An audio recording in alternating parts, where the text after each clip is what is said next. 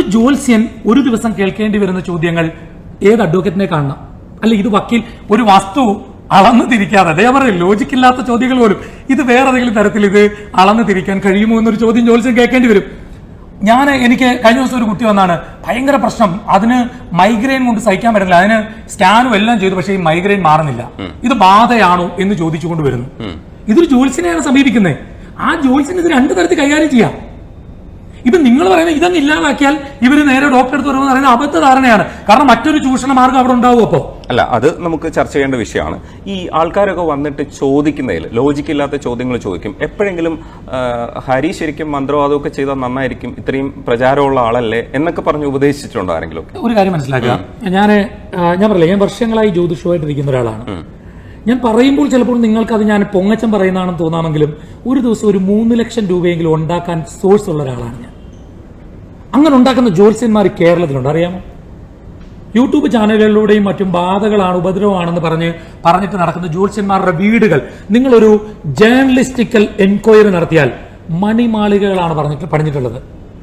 ഇവിടെ അമ്പലങ്ങൾ പണിയുന്ന ജ്യോത്സ്യന്മാരുണ്ട്. ഈ ബാധ, ഉപദ്രവം, ചാത്തൻ കയറി പോയിട്ടുണ്ട് എന്ന് പറഞ്ഞിട്ട് അത്ര സോഴ്സ് ഉള്ള ഒരാളാണ് ഞാൻ. ഈ 15 വർഷമായി ഇങ്ങനെയുള്ള കാര്യങ്ങൾ പറഞ്ഞിട്ടില്ല എന്നുള്ളത് കൊണ്ടാണല്ലോ ഞാൻ താങ്കളുടെ മുമ്പിലിരുന്ന് ഇത്ര വ്യക്തതയോടുകൂടി ഈ കാര്യം സംസാരിക്കുന്നത്. പക്ഷെ വിശ്വാസികളുടെ ഒരു പ്രശ്നം, അവരെ ഭയങ്കരമായിട്ട് തെറ്റിദ്ധരിപ്പിക്കാൻ പറ്റും.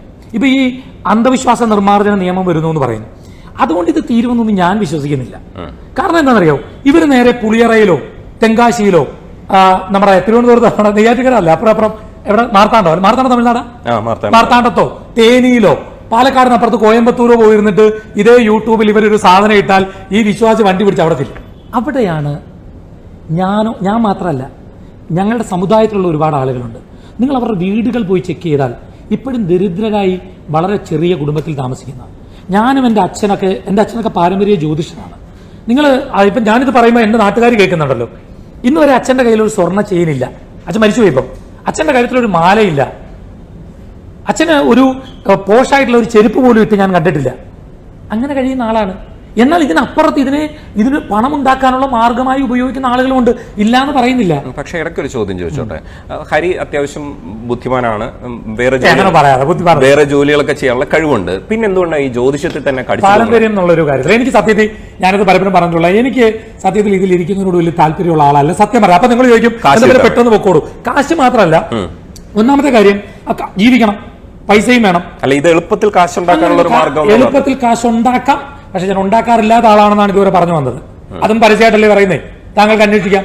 ഇന്നും വാടക വീട്ടിൽ കിടക്കുന്ന ഒരു ജ്യോത്സ്യൻ ഞാനാ. കേരളത്തിൽ ഏറ്റവും അറിയപ്പെടുന്ന